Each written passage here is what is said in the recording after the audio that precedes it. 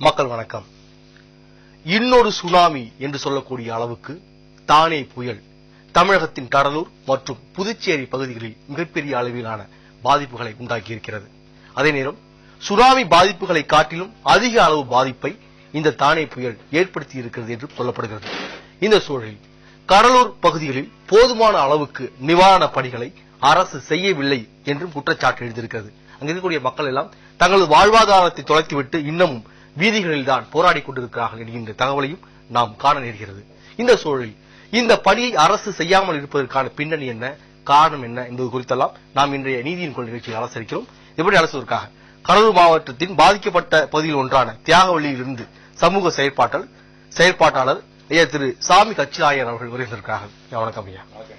இதே போல சமூக பணி மற்றும் ஆய்வு மையத்தினுடைய இயக்குநர் ஐயா திரு சிறில் அலெக்சாண்டர் அவர்கள் வருகின்றார்கள். வணக்கம் ஐயா. இதே போல காவிரி டெல்டா விவசாயிகள் பாதுகாப்பு சங்கத்தினுடைய துணைத் தலைவர் ஐயா திரு பாபு கிறிஸ்டோபர் அவர்கள் வருகின்றார்கள். வணக்கம் ஐயா. நீங்க இந்த பாதிக்கப்பட்ட பகுதியிலிருந்து வந்துருக்கீங்க. அதாவது புயல் எல்லை கடந்த அந்த பகுதி நினைக்கிறாரு. இந்த சூழல பாதிப்பு எந்த அளவுக்கு இருக்கிறது? ஏன்னா மாறி மாறி சொல்றாங்க. 3.5 லட்சம் வீடுகள் சொல்றாங்க, அதுக்கு ஏறக்குறையெல்லாம் சொல்றாங்க. எந்த அளவுக்கு இந்த தானே புயல் கடலூரை பாதித்திருக்கிறது?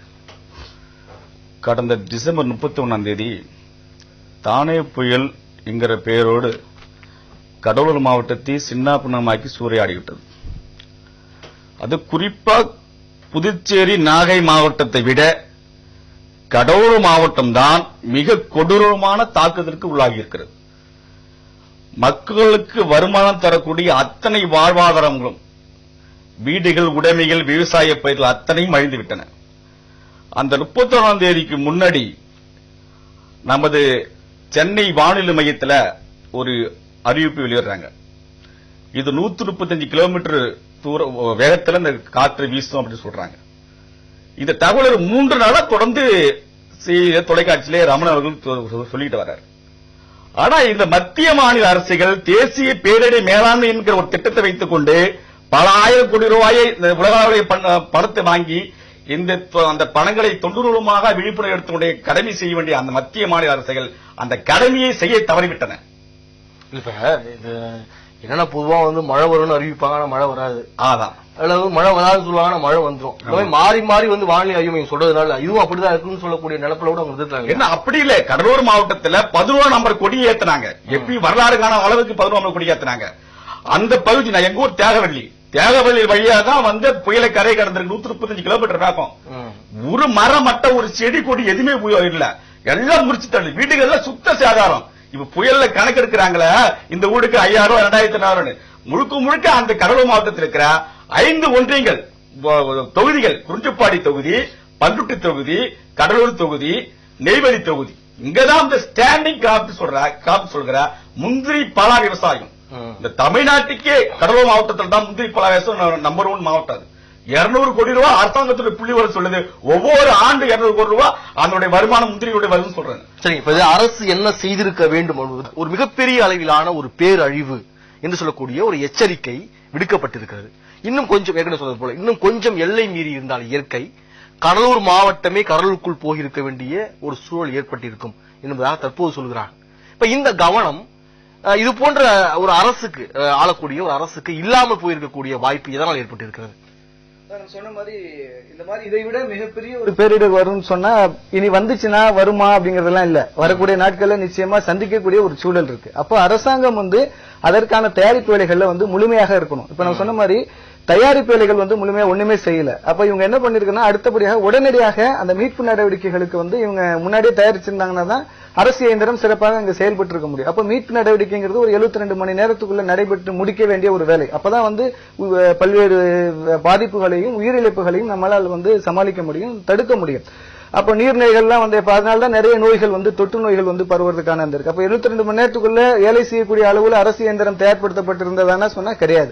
அப்ப இந்த கிராம சபைகள் இவங்க எல்லாம் அதுல முழுமையா ஈடுபடுத்தப்பட்டிருந்தாங்கன்னா அந்த ஒரு சூழலும் கிடையாது. அதுக்கு அடுத்த நிலைதான் அந்த வாழ்வாதாரத்தை மீட்டெடுப்பது. வாழ்வாதாரம் அப்படிங்கிறது இப்ப ஏதோ ஒரு பைசா கொடுக்கறதுனால மட்டுமே கிடையாது. பைசா கொடுக்கறது அது திருப்பி கவர்மெண்ட்டுக்கு வந்துடும் இது டாஸ்மாக் மூலமா. அதனால வந்துட்டு வாழ்வாதாரத்தை மீட்டெடுத்தல் அப்படிங்கிறது வந்து என்னன்னு சொன்னா, அவங்க இப்ப மரங்களை இழந்திருக்கிறாங்கன்னு சொன்னா எப்படி ஒரு 20 ஆண்டுகள்ல அவங்க எப்படி வந்து கொண்டு வர போறாங்க, அவங்களுடைய நிலங்களை வந்து திருப்பி எப்படி நம்ம வந்து பண்படுத்த போறோம். இது ஏதோ ஒரு இனாமா கொடுக்கறது மாதிரியான விஷயங்கள்லாம் கிடையாது. மீட்டெடுப்பது அப்படி பத்தி பேசுவோம். அதுக்கு முன்னதா ஐயா இப்ப வந்து ஏற்கனவே முன்னெச்சரிக்கையாக சில நடவடிக்கைகள் எடுத்திருக்க வேண்டும் அரசு, அதில் தவறி விட்டது என்பதாக ஐயா வந்து குற்றம் சுமத்துறாங்க. சரி, பிரச்சனை நடந்துருச்சு, ஒரு பாதிப்பு அழிவு ஏற்பட்டு விட்டது, அதன் பிறகான நடவடிக்கை எப்படி இருக்குது?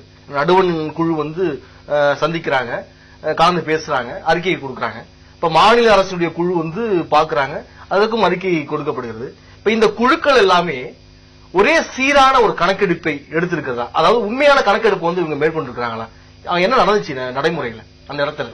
முதல்ல பாத்தீங்கன்னா புதுச்சேரியில ஒரு நிவாரணம் கொடுக்குறாங்க. புதுச்சேரி அரசு வந்து எல்லா மக்களுக்கும் 2000 ரூபாய் பணம் கொடுக்குறாங்க. ஆனா வீடுகளுக்கு 20,000 தராங்க. ஒரே ஊர்ல பக்கத்துல ஒரு குடிசைக்கு வந்து 20,000, இங்க ஒரு 2,500 2,000 தொகையை காட்டிலும் கணக்கெடுப்பே முதல்ல சரியா இருக்கான்னு கேட்கிறாங்க. அதான் கணக்கு, அதான் சொல்லுங்கய்யா, இந்த தொகை என்பது வந்து முழுமையான கணக்கெடுப்பு எடுக்காம சொல்றாங்க. ஒரு அப்ராக்சிமேட் புள்ளி வரும். அந்த கிராம நிர்வாக அலுவலக அந்த அலுவலகத்தை உட்கார்ந்து கொண்டு அவர் வந்து புள்ளி எடுத்து கொடுக்கிறார், தவறான ஒரு கணக்கு கொடுக்கிறார். பகுதி சேதம், முழுமையான சேதம். இது என்ன கொடுமை? இது புயல் வழி கடந்த பாதையில வந்து முழுமையா சேதம் அடிச்சிருக்கு. 135 கிலோமீட்டர் வேகத்தில் அடிச்சிருக்கு புயல். சுத்தமா எல்லாம் துக்குநூறா போயிடுச்சு. தலைமுறையா வச்சு வளர்த்த முந்திரி பலா மரங்கள் அழிஞ்சு போச்சு. அந்த மரபணு ஜீன்கள் எல்லாம் அழிஞ்சு போச்சு. ஒரு முந்திரி பலாருடைய அடுத்த தலைமுறை கிடையாது. அந்த விதைகளை யாரும் எடுத்து வைக்கல. அதான் மிகப்பெரிய கொடூரம். ஆனா அந்த அரசு என்ன மைக்ரோ விஷயமா செய்ய வேண்டிய விஷயம்னா, அந்த ஒரு 1000 காய்ச்சி ஒரு பலாமரம் மாலிமட்டில் ஒரு ராமசாமி வீட்டுல ஒரு மரம் வந்து விழுந்து போச்சு. ஒரே மரத்தில் 1000 காய்க்கணும். இது போல நிறைய மரங்கள், அதிக ஈல்டு தர மரங்கள் முந்திரி பழம் இருக்கு. அந்த பலாமரங்களுடைய ஜீன்களை திசுக்களை எடுத்து குளோபியல் முறையில இவங்க வந்து உடனே செய்யும். இது வந்து ஒரு இறந்தவருடைய கண்ணை, இதயத்தை, உடல் உறுப்புகளை தான் செய்கிற மாதிரி ஒரு விஷயம். இது யாரும் எந்த அரசும் கவனிக்கவே இல்லை. விவசாயிகள் வந்து ஒவ்வொரு மரத்தையும் பேர் சொல்லி கத்தி கதறி அழுது கொண்டிருக்கிறான். என்னோட தலைமுறையுடைய பாட்டன் பாட்டிகள் பிணங்களாய் கிடக்கிறனர், சுடுகாடாய் கிடக்கின்றன, சனக்காடை பிணக்கடாய் கிடக்கின்றன. இது யாராவது இந்த உலக மக்கள் தெரிகிறதா? பக்கத்து மாவட்டக்காரன் தெரிகிறதா? இந்த 90 வந்து பார்த்திருப்பார்களா? அரசாங்கம் வந்து பார்த்திருக்கிறோமா? முதலமைச்சர் வந்தார், ஜெலியோட்டர் இறங்கினார், வந்து பார்த்து விட்டு போய்விட்டார். மத்திய அரசாங்கம் ஏன் இந்த தேசிய பேரிடர் மாவட்டம் அறிவிக்க கூடாது? மருத்துவரையா கூவி கூவி கத்துக் கொண்டிருக்கிறார். பாமக மருத்துவர் ராமதாஸ் மட்டும் சொல்றாரு, டாஸ்மாக் கடை 1 மாசம் எடுத்துக்குப்பா, அந்த கொடுக்கிற 2000 10 கொடுமை அதுக்கு டாஸ்மாக் கொடுத்துறான். அவன் நிவாரணம் கொடுக்காதீங்க. நிவாரணம் ஜாயிண்ட் அக்கௌண்ட்ல குடும்பத்துல இந்த பெண்களுக்கு சேர மாதிரி வங்கி கணக்கில் போடுங்கன்னு சொல்றாங்க. அவங்க மாதிரி அரசு தலைவர்கள், முக்கியமான தலைவர்கள், சில பத்திரிகைகள், ஆனந்தபுர பத்திரிகை மட்டும்தான் தொடர்ந்து எழுதிட்டு வராங்க. சில பத்திரிகைகள், அந்த உள்ளூர் பத்திரிகைகள் எல்லா ஊடகங்களும் சிறப்பாக செய்து கொண்டிருக்கிறாங்க. சன் தொலைக்காட்சி மற்றும் ஊடகத்தில் கூட சிறப்பு பாறை வெளியிட்டார்கள். ஆனால் அந்த மக்களுடைய முக்கியமான நிகழ்வுகளை, முக்கியமான சோகங்களை, இந்த வடிகளை இந்த வெளி உலகத்தை திரிப்படுத்த அமலைப்பட்டு கிடைக்கிறது. இன்றைக்கும் குடிசை சரி செய்யப்படவில்லை. திறமைகளில் கிடைக்கிறார். அதாவது கஞ்சியை வந்து வடிச்சு வடிக்கிறது வந்து மருத்துவம் கூட இல்ல, அந்த நேரு கிடையாது. வெட்டை விலை வடிச்சுக்கிட்டு இருக்கான், பணியில கிடக்கிறான், கொசுக்கடி, ஈக்கள் வந்து ஊரு பூரா ஈக்கள் வைத்துக் கொண்டிருக்கிறன. பிணவாடை, கோழி பண்ண வச்சிருந்த புறான பொருள் சித்து நாரி போச்சு. கொஞ்சம் கூட சுகாதார செய்யப்படவில்லை. இவர் கணக்கெடுப்பு சரிவர நடக்கவில்லை. கணக்கெடுப்பு என்பது ஒட்டுமொத்த திசாடு மாவட்டமாக அறிவித்தால் தான் கணக்கெடுப்பு தானாக அடையும். அது அறிவிக்கப்படும் பொழுது அவருக்கு சிறப்பு அடையாளத்தை தருவார்கள். ரேஷன் கார்டு பொருட்கள் இலவசமாகும், கல்வி நிறுவனம் இலவசமாகும், அவங்களுக்கு அனைத்து மாத ஊதியமாகும். அந்த 10 ஆண்டுகள் அந்த ஒரு மரத்தை வச்சு கிளப்புனா 20 வருஷம் ஆகும். சாதாரண விஷயம் கிடையாது. 40-50 ஆண்டுகள் மரம் வந்து தாத்தா பாட்டி வச்ச மரம். இப்ப நான் வைக்கல, நான் வந்து 10வது படிக்கும் போது என் வீட்டுல வச்ச மரம் நீங்க விழுந்துக்கு வாட்டுக்கார கதிரி ஆயுதம் சார். நான் ஒரு அடிப்படை விவசாயி. அவ்வளவு ஒரு சோதனை யாருமே இந்த வெளி உலகத்துக்கு தெரியப்படுத்த வேதனை தான் நான் பதிவு செய்ய விரும்புகிறேன். அந்த அரசாங்கம் கணக்கெடுப்பு சரியாக செய்யல, அவங்க செய்ய மாட்டாங்க. அது மாதிரி செட்டப் அவங்ககிட்ட இல்ல. இப்ப வந்திருக்கிற கன்சிபிடி ஒரு நல்ல அதிகாரிகள் வந்திருக்காங்க. அவங்க கூட நேற்று வடகுத்து ஊராட்சியில ஜெகன் ஊராட்சி மன்ற தலைவர் வந்து போய் அந்த அவர் வந்து மர வெட்டுறதுல போய் வாழை அறுத்து பார்த்து அவருடைய எப்படி எவ்வளவு செலவாகும் ஒரு ஊராட்சி கொடுத்தா அப்படி கணக்கு எடுத்து இது மாதிரி முந்திரி பலா வயசுல மறுவாழ்வு திட்டத்தை நான் வந்து அறிவிக்கிறதுக்கு பரிந்துரை செய்யறேன்னு சொல்லிட்டு அத மாதிரி அதிகாரிகள் எல்லாம் வந்து சுனாமி நடத்த மிக கொடூரமான பாதிப்பு உள்ள பகுதி. ஏன்னா அதுதான் புயல் மையம் கொண்டு கரை கடந்த மையப்பகுதி நெய்வேலி, காணாம்புலியூர், மாளிகம்பட்டு, சாத்திப்பட்டு எல்லாம் பலாமரம் முந்திரி மலை அதிகம் உள்ள புலியூர்காடு சாக வசனாங்குப்பம், நடுத்தட்டு தியாகவெளி இந்த பகுதியெல்லாம் மிக கொடூரமான பாதிக்கப்பட்ட பகுதி. கவுன்சில் கவுன்சில் கொடுக்குறான். அந்த கொடுக்குறான். அவன் வந்து பணத்தை வாங்கிட்டு 100-200 வாங்கிக்கிறான். இது எல்லா ஊர்லயும் நடந்துட்டு இருக்கு. இது ஒரு ஆளுங்கட்சியா இருக்கிறத செய்யறத ஒரு மிகப்பெரிய இந்த தவறை சுட்டி காட்டுறதுக்கு யாரும் மனநிலை இல்ல. அதை செய்து புகார் சொல்றது கூட மனநிலை இல்ல. அவன் உழந்ததை எடுப்பானா, வீட்டை சரி பண்ணுவானா, இந்த பிரச்சனை பண்ணுவான். 10 நாள் பொது கிராம நிர்வாக அதிகாரி போன்ற அதிகாரிகள் மூலமாக கொடுக்கப்படுது. நிறைய இடங்கள் அந்த தவறு நடந்தது. எனக்கு 10 சாலைமலை சார் 5 கவுன்சிலர் வெற்றிருக்கான். இந்த ஊராட்சி மன்றத்தில் அடிச்சு பண்ணிருக்கான். எல்லாம் குடிச்சிட்டு ஒருத்தவன் பிரச்சனை பண்ணாப்ப அந்த ஊரை கலவரம் ஆயிடும். அதுக்குதான் சொல்றோம் டாஸ்மார்க் நிறுத்து டாஸ்மார்க் ஒரு மாசம் நிறுத்துன்னு நம்ம சொல்றோம். இது ஒட்டுமொத்த அழிவுகளுடைய விளிம்பில் இருக்கிறதால இது சாதாரண திட்டம். நிவாரண வார்த்தை யாரும் பண்ண சொல்றேன். என்ன பிச்சை போற நிவாரணம்? நானும் இந்திய குடிமகன் தாங்க, இந்திய நாட்டு சார்ந்தவன் தாங்க. நிவாரண வார்த்தை சொல்லாதீங்க. கேவலப்படுத்த பிச்சைக்காரன் கிடையாது. இந்த நாட்டுக்கு நாங்க எங்களுடைய பொருளாதாரம் முந்திரி இருக்கிறோம். முந்திரி சார்ந்த தொழிலாளர் இருக்கிறான். முந்திரி கொட்டை வடைக்கிறவன் அதை சின்ன சிறு விவசாயி ஊர் வந்து வேலைக்கு இடைக்கு வாங்கிட்டு வருவான். ஒரு சின்ன விவசாயிட்ட இருந்து அவன் பெரிய முதலாளிகள் வரைக்கும் பல தொழிலாளர்கள் பாதிக்க போறான். பஸ் ஸ்டாண்ட்ல பலாப்பழம் வைக்கிறான், 5 சொல்ல 10 ரூபா நிக்கிறான், அவன் பாதிக்கப்பட போறான். இன்னும் 10 வருஷம் வாழ்க்கையே கிடையாது, அழிஞ்சு போச்சு. அதுக்காக மறுவாழ்வுன்னு சொல்லுங்க. நிவாரணங்கிற வார்த்தையை பயன்படுத்தக்கூடாது. நீ கொடுக்கிற 5000 2000 ஒரு 10 பைசா குறைச்சப்படாது. ஒரு ஏக்கர் முந்திரி மரத்தை வெட்டுறதுக்கு குறைஞ்சபட்சம் 25,000 ரூபாய் ஆகும் வெட்டி அப்புறப்படுத்துவதற்கு. ஆட்கள் எவ்வளவு மங்க விக்குது? ஒரு மெழுகுவத்தி வித்தா சார் இந்த புயல்ல படுவாய் பசங்க 20 ரூபாய்க்கு வித்தான் ஒரு மெழுகுவத்தி. ஒரு டீ என்ன வேலை தெரியுமா? ஒரு பொருள் வாங்க முடிஞ்சுதா? இந்த அரசாங்கம் தட்டி கேட்டுதா? எவனாவது முக்கியமான வந்து பார்த்தான வந்து ஒரு வார்த்தை கூட கிடையாது. அவ்வளவு அனாதையா ஆக்கப்பட்டிருக்கிறோம் இந்த தமிழ்நாட்டை பிறந்த நாங்க. சுனாமினா புள்ளி குளிச்சா ஈழத்துல போறா பொங்கி இருந்தாலும் வசூல் பண்ணாலும் எந்த நாயாவது வந்து ஒரு 10 ரூபாய் வசூல் பண்ணி கொடுத்திருப்பானா? பக்கத்து மாவட்டக்காரர்கள் என்ன செய்து கொண்டிருக்கிறார்கள்? சென்னை சேர்ந்து என்ன செய்து கொண்டிருக்கிறார்கள்? நாங்கள் மரங்களை வளர்த்தோம், கண்ணி சிந்து அழுது கொண்டிருக்கிறோம். தலைமுறையாக மடு ஆறுவதற்கு அடுத்த தலைமுறைக்கு ஒரு பலாச்சொலை கிடையாது, ஒரு முந்திரி கொட்டை கிடையாது, விதை கொட்டை கிடையாது. மரபு தலைமுறையை அழிந்து விட்டது என்று ஒவ்வொரு கட்டிப்பூச்சி கதிரை அழிந்துட்டு இருக்கான். போய் பாருங்க, மாலை முட்டு சாத்தி முட்டு கூட பாருங்க, ஆயிரக்கணக்கான ஏக்கர் பலா மரம் வச்சிருக்கான். எல்லாம் வந்து 10 வருஷம் 5 வருஷம் மரம் மட்டும் இல்ல, 50-100 ஆண்டுகள் மரம், தாத்தா பாட்டி வச்ச மரம். அந்த மரங்கள் முக்கியமா சொல்றாங்க ஸ்டாண்டிங் கிராப் சொல்றாங்க ஆங்கிலத்துல. அந்த நெடு உயர்ந்த மரங்கள் வந்து உருவாக்குறது சாதாரண விஷயம் கிடையாதுங்க ஐயா. இதை வந்து இந்த அரசாங்கமும் தன்னார்வம் அரசியல் கட்சிக்காரன வந்து வராங்க, நிறைய அரசியல் கட்சி வராங்க, வந்து கால இறங்குறாங்க, 2 பேரும் வேஷ்டி போட கொடுத்துட்டு போறாங்க. இந்த வேஷ்டி போடவை கொடுத்துட்டு அரிசி கொடுத்துட்டு 5 கிலோ கொடுத்துட்டு போறது அது என்ன பணி? அது அவர்களுக்கு நீண்ட கால திட்டத்தை யார் திட்டுறது? அவங்களுக்கு மறுவரை பணி யார் செய்யறது? இதை எடுத்து சொல்ல வேண்டாமா? அது சொல்லுகிற அரசியல்வாதிகளை வந்து நல்ல அரசியல்வாதிகள் வந்து குரல் கொடுத்துக் கொண்டிருக்கிறார். அவர்களை குறை சொல்ல முடியாது. அவங்களுக்கு முன்னிலை இப்ப ஒண்ணு இல்லைங்க. எங்க ஊர்ல எல்லாம் போச்சு, மல்லாட்டன்னு சொல்லுவோம், மண்ணிலா பயிர். அது கொஞ்சம் செடி வளர்ந்து இப்போது களவற்ற சமயத்தில் இருக்கு. அதுக்கு இப்போ வந்து மின்சாரம் கொடுக்க மாட்டான். கேட்டா வீடுகளுக்கே மின்சாரம் தரல. ஜெயின் போன் பண்ண சொல்றாரு, வீடுகளுக்கே மின்சாரம் கிடையாது, நீ மல்லாட்டுக்கு தண்ணி இருக்குன்னு சொல்றியா? கொஞ்சம் கொஞ்சம் மல்லாட்ட பயிரை வச்சு அது ஒரு 8000 பயிருக்கு ஒரு 4000 விற்க போறோம். அந்த காசை வச்சுதான் நாங்க ரொட்டேஷன் பண்ணி இனிமேல் எங்களோட ஜீவாம்சம் போனோம் அந்த மல்லாட்ட காசு தான். வேற எல்லாம் வாங்கி போச்சுல, நெல்லும் போச்சா, மல்லாட்ட கொஞ்சம் செடி கொஞ்சம் செஞ்சுட்டு ஒரு 50% 60% இருக்கு. அதை காவந்து பண்ணி தண்ணி விடணும் கேட்டாக்கா டிரான்ஸ்பர் பூரா வெடிஞ்சு கிடக்குது. அந்த டிரான்ஸ் மின்மாற்றி கிடக்குது. ஒரு வார்த்தை கூட அதிகாரி மதிக்கவே மாட்டாங்க. வீடுகளுக்கே மின்சாரம் கொடுக்கல, நீங்க வந்து தண்ணி கேட்கலையா, இதுக்கு மல்லாட்டி தண்ணி பாசம் நினைக்கிறியா அப்படின்னு ஒரு ஜெய் என்கிட்ட போன்ல பேசினாரு. எவ்வளவு வேலையா இருக்கு பாருங்க. எங்களை நீங்கள் வந்து தற்கொலைக்கு தூண்டாதீர்கள், எங்களை குற்றவாளி ஆக்காதீங்க. நான் குற்றவாளி கிடையாது.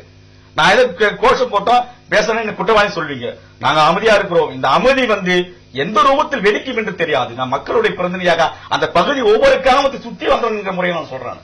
எல்லா ஊருக்கு நான் போயிட்டு வந்திருக்கிறேன். அவங்களுடைய உணர்வை என்னுடைய மொத்த வெளிப்பாடாக நான் வெளிப்படுத்துகிறேன். நீ தயவு செய்து ஒரு நீண்டகால மறுவாழ்வு திட்டத்தை உடனடியாக அறிவித்து விடுங்கள். இப்ப அந்த திட்டங்கள் எப்படி ஒரு வடிவமைச்சால் சரியா இருக்குன்னா, இப்ப 100 நாள் வேலை திட்டம்னு ஒண்ணு இருக்கு. அந்த திட்டத்தை வந்து இது வரைக்கும் ஏரி குளத்தை வெட்டின குளத்தை திரும்ப வெட்டிக்கிட்டு அந்த 70 ரூபா சொல்லி வாங்கிட்டு அது பொய்யான விஷயங்கள் செஞ்சுட்டு இருந்தாங்க. அது வேலை வந்து சோம்பேறித்தனமா இருந்தது. இந்த டிசாஸ்டர் பாதிக்கப்பட்ட பகுதியில மறுவாழ்வு பணிக்காக அந்த வேலையாட்களை அந்த விவசாய நிலைகளுக்கு பயன்படுத்த வேண்டும். இது வந்து தொடர்ந்து சொல்லிட்டு இருக்கிறார். இரண்டாவது, இந்த வந்து நீங்க வந்து ஒரு இலவசமாகவோ கொடுத்தோம்னா அவங்களுக்கு வந்து ஒரு அவங்களுக்கு சோம்பேறித்தனத்தையும் ஒரு இது இல்லாம மறுபடியும் கொடுப்பாங்க, நம்ம அரிசி கொடுப்பாங்க, பருப்பு கொடுப்பாங்க அப்படின்னு. அந்த பகுதியில படிச்சிருக்காங்க பாரு இளைஞர்கள், அவங்கள வந்து முறையா கணக்கு எடுத்துக்கணும். அவங்களுக்கு ஒரு அந்த வீட்டுல ஒரு வேலையை தான் அந்த குடும்ப பழப்பு போச்சுக்கும். அரசாங்கத்தோட வேலையோ அவங்களுக்கு தன்னார்வ வேலையோ அது மாதிரி ஏதாவது தொழில் தொடங்குறதுக்கு முனைவர் நிலையோ வந்து ஒரு திட்டத்தை வச்சுக்கணும். இது 10 ஆண்டு 20 ஆண்டு விஷயங்கிறதால இது உடனடியாக செயல்படுத்த முடியாது. இப்ப உடனே இப்ப வந்து இப்ப 20 நாள் கரண்ட் கொடுக்க 25 நாள் கரண்ட் கொடுக்க முடியல, ஒரு மின்மாற்றி ஒன்று அமைக்க முடியல. இவ்வளவு பெரிய மாவட்டங்கள் இருந்தா கூட உனக்கு மரங்களை எத்தனை 35,000 75,000 சொல்லி அந்த மரங்கள் மின்மாற்றிகளை மாற்றத்துக்கான வாய்ப்பு இல்லாம வெளி மாவட்டத்துல வேலை செய்யறாங்க. அந்த ஒரு சில அலர்ட் ஆனது காவல்துறை மட்டும் தான் கால அலர்ட்டா இருந்தாங்க. அது மாதிரி சூழல் இருக்கு. தொடர்ந்து என்ன பண்ணணும், நம்ம வந்து இந்த வாழ்வார திட்டங்களை கரெக்டா துறைவாரியா தொகுத்து பிரிச்சிடணும். நம்ம சாதாரணமா வந்து ஒரு ஷெட் இருக்கு, அவன் வந்து போட்டுக்கலாம் பாருங்க, நம்ம மின் மோட்டாருக்கு பகுதியில் போட்டுருக்காங்க ஷெட்டு, அந்த ஷெட்டு கூட உடஞ்சி போச்சுன்னா அது நிவாரணம் கிடையாது. அவங்க வந்து அந்த கொட்டைக்கு அந்த நிவாரணம் கிடையாது.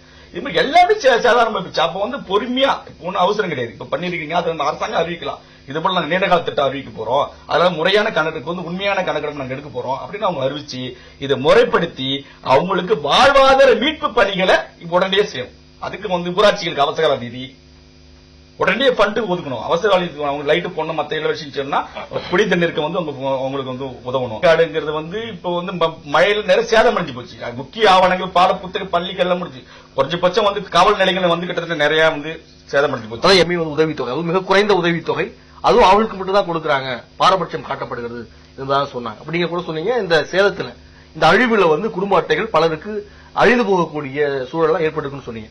அதே போல வந்து கூரை வீடுகள், ஓட்டி வீடுகள், கான்கிரீட் வீடுகள் என்றெல்லாம் வீடுகளை கூட கணக்கெடுத்து பாரபட்சம் காட்டப்படுகிறது என்பதா சொல்றாங்க. வேற என்ன விதமான பாரபட்சம், அரசியல் ரீதியான பாரபட்சம் ஏதாவது காட்டப்படுகிறதா நடைமுறையில்? என்ன நிறைய நடைமுறை இருக்கு. என்ன நடந்ததுன்னா, கடலூர் ஒன்றியத்தில் அந்த வட்டத்துல மட்டும் 5,000 கொடுக்குறாங்க ஒரு வீட்டுக்கு. இப்ப வந்து குறிஞ்சிப்பாடி ஒன்றியத்தை பார்த்தா கிராமம் பார்த்தா 2,500 ரூபாய். அந்த கூரை வீட்டுக்காக தான், அந்த ஓட்டு வீட்டுக்காக தான், மெத்த வீட்டுக்காக தான். மெத்த வீட்டுக்கு நிறைய இடத்துல தர்றது இல்லை. நீ பார்த்த மெத்த வீடு வந்து ஜங்கல கொட்டச்சிட்டு போய் நிறைய ஆவணங்கள் அழிஞ்சு, அவங்களுக்கு நெல் வச்சு அரிசி மூட்டை எல்லாம் அழிஞ்சு நாசம் போயிருக்கு. இவங்களுக்கு ரோட்ல நடந்து போறாங்களா, இது மெத்த வீடு. இவங்க ஆய்வு பண்ற நேரத்துல ஒரு கிராம நிர்வாக 5,000 குடும்பத்தை எப்படி பார்க்க முடியும்? நான் தான் கேட்கிறேன். நீங்க ஒரு கொஞ்சம் ஒரு 500 பேர் ஒரு ஸ்பெஷல் அதிகாரி போடுங்க. வெளி மாட்டுல வராங்க, உட்காந்து நான் உங்ககிட்ட 500 ஏக்கர் 5 ஏக்கர் 10 ஏக்கர் நெல்லு போச்சு மலாட்டை போச்சுன்னு உட்காந்து எழுதிட்டு போறோம். நீங்க எடுத்து ஃபீல்டுக்கு வா, இது ஆய்வு பண்ணு. ஒண்ணு குடிமொழிப்பு இல்ல. இப்ப இந்தியா நிவாரணம் இது வரைக்கும் தரல, எதை விவசாய பயிர்களுக்கு நிவாரணம் தரல. அப்புறம் எதை மறு ஆய்வு பண்ண போறாங்களா, ஏற்கனவே தப்பா புள்ளி போயிடுச்சா, ஏன் அது முடியாது செய்யல அந்த வேலையை சரியாக தன்னுடைய பணியை இந்த அரசு அமைப்பு கட்டமைப்பும் செய்ய தவறிவிட்டது. அதனாலதான் அந்த இவங்க நம்ம அந்த அதிகாரி எல்லாம் வந்து மாத்துறாங்க. அந்த நடவடிக்கை அந்த கட்சி ஆளும் அரசு எடுத்துக்கொண்டிருக்கிறது. இப்ப வந்து அந்த தகவலை வெளி உலகத்திற்கோ அந்த நம்ம ஆட்சிக்கோ தெரியப்படுத்தாத குற்றத்தை வந்து இந்த இருக்கிற அதிகாரிகள் செய்த பிழை பெரிய ஒரு கொலைக்கு சமமான விஷயம். ஒரு காவல் சொல்லுவான், உயிரை வச்ச ஒருத்தர் கொல்லணும்னு சொல்லுவான். எங்கள்கிட்ட உயிர் மட்டும் தான் இருக்கு, எல்லாத்தையும் வேலை முடிஞ்சு போச்சு. அவங்க சாதாரண ஒருத்தர் ஜெய்வில நாஸ்தியப்படும் சாதாரண அந்த வார்த்தைக்குடைய பின்னணியுடைய அழுத்தத்தை வழியை பார்த்தீங்கன்னா மிகப்பெரிய கொண்டு வரும். அதனாலதான் பாராபட்சம் நடக்குது. இவர்கள் எல்லாம் இந்த அரசியல் வந்து அந்த அவங்க அந்த ஜாதராக்கள் அவங்க வந்து பேர் வாங்கிக் கொள்வதற்காக அவருக்கு கார்டு தர்றது, அவர் டோக்கன் கொடுப்பாரு, அவர் வந்து அரிசி கொடுப்பாரு. எந்த பொங்கல் வெடிச்சாலே இந்த ஊருக்கு வந்து சேரல. பொங்கல் வெடிச்சால வந்து இலவசமா கொடுப்பாங்கல்ல, அதுவும் வரல. என்ன ஆச்சுன்னே தெரியல. சாதாரண எந்த அறிவிப்பு எந்த நிவாரணம் வந்து அவங்க மக்களுக்கு சேரவில்லை. இப்ப இந்த 2,500 ரூபான்னு சொல்லி வாங்கிருக்கான், அது டாஸ்மாக் போச்சு. இது இந்த நிவாரணம் மாதிரி கொடுக்காங்க, அவனுங்க அக்கௌண்ட்ல போடுங்க. ரெண்டாவது அவங்க பள்ளி அந்த படிச்ச மாணவர்களுக்கான விஷயங்களை பண்ணுங்க. ரெண்டாவது அந்த நீண்டகால வாழ்வார திட்டத்தை ஒரு ஆய்வு கமிட்டி போட்டு மறுவாழ்வு திட்டத்தை நீங்க வந்து உருவாக்கினா மிக சிறப்பாக அந்த மக்களுக்கு மீண்டும் மறுவாழ்வு வரும். மின்சாரம் இல்லாங்கிறது உங்களுக்கு வசதியா போச்சுங்க, கரண்ட் கிடையாது. கரண்ட் என்ன பண்ண செல்போன் சுவிட்ச் ஆஃப் ஆயிடுதா. அதனால வந்து எந்த யாருக்கு போன் பண்ணாலும் அவங்களுக்கு வந்து கைபேசி அணைந்து விட்டதுங்கிறது. இதுல நீங்க சுற்றுச்சூழல் பத்தி சொன்னீங்க, இந்த என்ன பாதிப்பு உண்டாக்கி இருக்காது சார்? கடலூர் மாவட்டம் கட்சி கழிவின் குப்பை தொட்டி, அதை ஓரளவு சரி பண்ணி இப்ப வந்து லட்சக்கணக்கான ஏக்கர்ல கோடிக்கணக்கான மரங்கள் தான் சரி பண்ணி நல்ல ஆக்சிஜனை கொடுத்துக்கிட்டு ஒரு நல்ல ஒரு ஈரத்தன்மை வச்சிருந்தது. இப்ப உலகத்தில் எல்லா சுற்றுச்சூழலுக்கு மிகப்பெரிய எதிரான தொழிற்சாலை பூரா கடலூர் சிப்பாட்டில் தான் இருக்கு. டயாக்சின் வெளியிட எண்ணெய் சுத்திகரிப்பு ஆலை நாகார்ஜுனா கம்பெனி, ஷாஷன் கெமிக்கல் வெளியிட ஷாஷன் கம்பெனி, ஸ்பிக் பர்மா, பெண்டேசி எல்லா கம்பெனியும் மிக கொடூரமான நாற்றத்தை சுவாசிக்க நுரையீரல் புற்றுநோய் வருகிற எல்லா நாட்டத்தையும் கொடுத்து இது வந்து உலக நாடுகள கருப்பு இடமா அது வந்து அறிவிச்சிருக்கிறாங்க. கருப்பு ஒரு பகுதியை அறிவிச்சிருக்கிறாங்க. இது என்ன கொடுமை கேட்டா, இப்ப உடனடியே என்ன செய்யணும்னா, நீங்க ஒண்ணு நிவாரணம் வேலை கொடுக்காதீங்க, ஒரு 10 வருஷம் அந்த கம்பெனியை பேன் பண்றீங்க. ஏன் பேன் பண்ணு கேட்டீங்கன்னா இவங்க காத்து மாசுபட்டு போச்சு, லட்சக்கணக்கான டன் குப்பை தேங்கி கிடக்குது, போலிக்கு எரிச்ச மிச்சம் குப்பை கிடக்குது. அதை மக்க வைக்க திட்டம் கிடையாது, அதுல மின்சாரத்தை அரைக்க மாட்டாங்க. ஒண்ணுமே செய்யலையுமே என்ன பண்ண போறாங்க, உண்மை கிடையாது. நீ மரங்களை நடுறதுக்கு கட்டுட்டு அப்ப நீ கம்மி தொடரும். என்ன புரியுங்களா, மரம் நடு. நீ சொல்ற எல்லாம் முந்திரி மரத்தை லட்சக்கணக்கான முந்திரி மரத்தை அரங்கு தோட்டக்கல்துறை அதிகாரி சொல்றா எல்லாம் சொல்லிட்டு போறீங்க, எல்லாம் மைக்கு நீட்டுறாங்க சொல்லிட்டு போறீங்க. நீ முதல் செயலாற்று, மரம் நடு, மறுபடி மறுபுற்பத்தி செய்ய, சுற்றுச்சூழல் சம்பந்தமான மூங்கில் மரங்களை நல்ல கார்பன் டை ஆக்சைடை உறிஞ்சிட்டு ஒரு மெட்ரிக் டன் 60 மெட்ரிக் டன் வந்து வெளியிட்டு சொல்லி ஆய்வு சொல்றாங்க. ஒரு ஏக்கர்ல ஒரு இருக்கிற மூங்கில் 60 metric ton carbon dioxide உறிஞ்சிட்டு ஆக்சிஜன் வெளியிடுது. தகவல் சரியா? அதை நீ வந்து ஒரு இது பண்ணு. இந்த மாவட்டத்தில் கூட முள்ளிலா மூங்கில், நான் கூட 2 ஏக்கர் முள்ளிலா மூங்கில் பயிரிட்டு இருக்கேன். அதெல்லாம் வந்து விவசாயிகளுக்கு மானியம் கூட அவங்களுக்கு இம்ப்ளிமெண்டேஷன் பண்ண அவங்களுடைய பார்வை வந்து தொகையாக பணமாக நீங்க கொடுத்து ஏன் பணம் கொடுக்க மாற்றக்கூடிய சூழலை தவிர்த்துட்டு இந்த காலத்தில் வந்து மேற்கொள்ளணும். ஆமா, அதான் உடைய